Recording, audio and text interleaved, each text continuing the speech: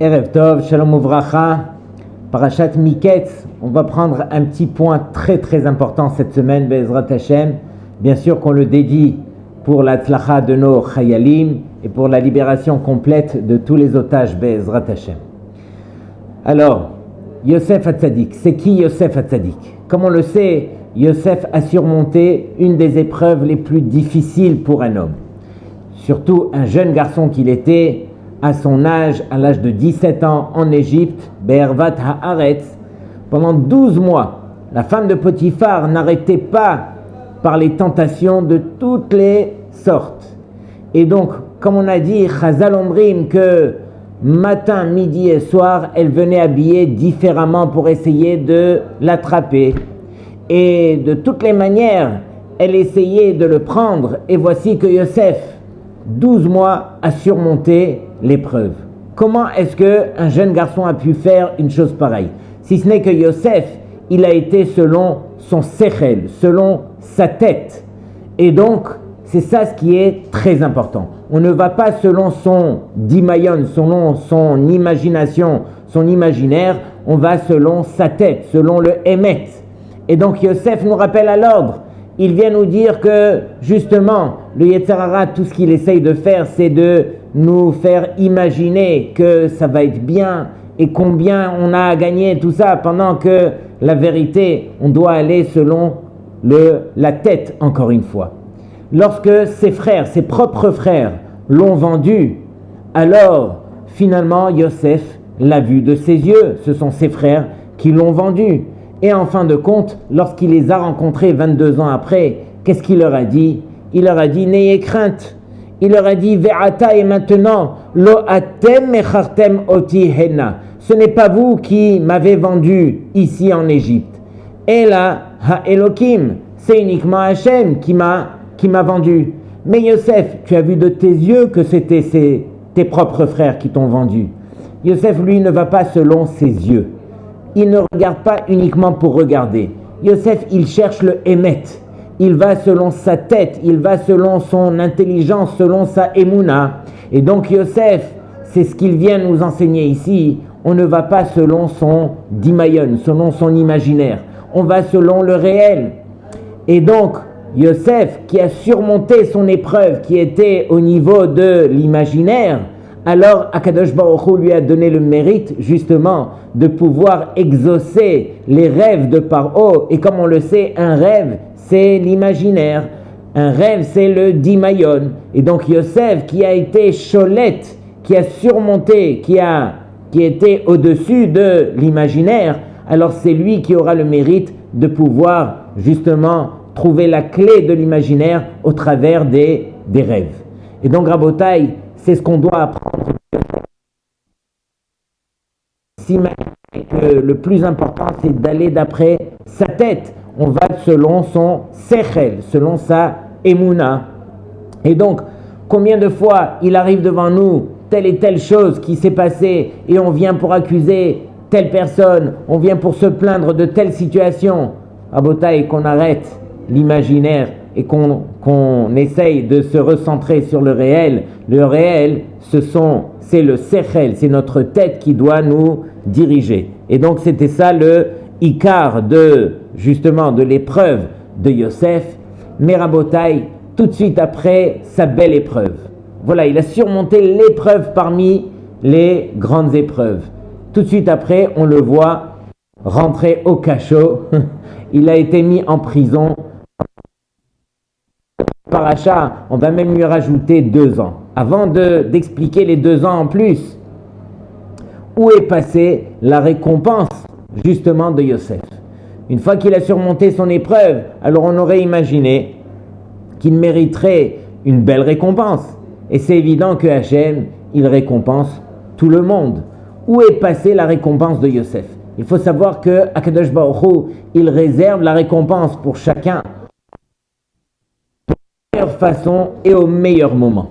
Où est-ce qu'on voit dans l'histoire du monde la récompense de Yosef lorsque les Béné Israël finalement sont sortis d'Égypte après 210 ans d'esclavage? Ils se font poursuivre par Paro et les Égyptiens. Ils arrivent devant la mer et là ils sont pris quelque part, ils ne savent plus où aller, et arrivés devant la mer, alors c'est marqué Vayar Hayam Vayanos. La mer, elle a vu et elle s'est enfuie en deux. Et donc on demande, mais qu'est-ce que la mer a vu? Vayar Hayam. La mer, elle l'a vu et elle s'est enfuie Mipene Hanas, à cause de celui qui s'est enfui. Qui s'était enfui? À cause de Yosef. Yosef qui s'est enfui devant la femme de Potiphar. Alors grâce à cela, la mer s'enfuira devant les Béné Israël et pourra sauver les Béné Israël. Imaginez Rabotai, le mérite de Yosef Hatzadik, qu'il a su se retenir à un moment qui était incroyable, un moment qui était vraiment très très difficile. Mais encore une fois, c'est un moment d'imayon, d'imaginaire, un moment qui va passer, un moment où peut-être qu'on s'imagine qu'on va obtenir tel et tel plaisir, il est passager. Et donc, aussitôt qu'il a dépassé cette épreuve, ce moment-là, qu'il a réfléchi par son réel, par sa tête, alors Akadosh Baruch Hu, il lui dit, ça y est, je t'accorde tout. Ta descendance sera la tienne. Les Béné Israël seront sauvés grâce à toi, Yosef. On verra ton cercueil et on se rappellera de la grande épreuve que tu as surmontée. Et par ton mérite, les Béné Israël pourront traverser la mer. Tout ça pour dire que combien Rabotai, le Yetzer Hara, ce n'est que de l'imaginaire. Et donc, dans notre paracha, on voit qu'après 10 ans de prison, alors Yosef se permet de faire quelque part, de faire une hishtadlut. Il se retourne vers le Sar HaMashkim qui se trouvait donc en prison, et une fois qu'il a résolu donc le rêve de Sar HaMashkim, il lui dit, s'il te plaît, Uzkartani veizkartani, il lui dit en 2 mots, il lui dit, rappelle mon souvenir auprès de Paro lorsque tu vas sortir, pour que je suis au cachot, personne ne pensera à moi, tout le monde m'a oublié. Et donc, rappelle mon souvenir. Mais Yosef, tu l'as dit par 2 mots, alors tu seras puni encore par 2 ans de plus en prison. Et pourquoi? Parce que tu as montré qu'à ton niveau, tu manquais de bitachon.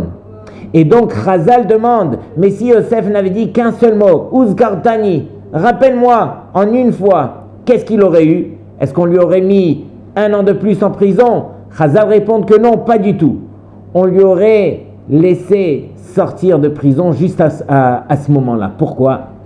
Parce que justement, par le fait que Yosef, alors il est dit 2 mots, le 2e mot vient dévoiler que même le premier, il manquait de bitachon. Yosef, tu es un tzaddik. Tu n'as pas le droit de manquer de bitachon. Et donc, à ton niveau, on va te reprocher les moindres. On se doit de garder ce bitachon. Et lorsque on ne voit plus la fin, on voit tout noir quelque part, c'est très difficile.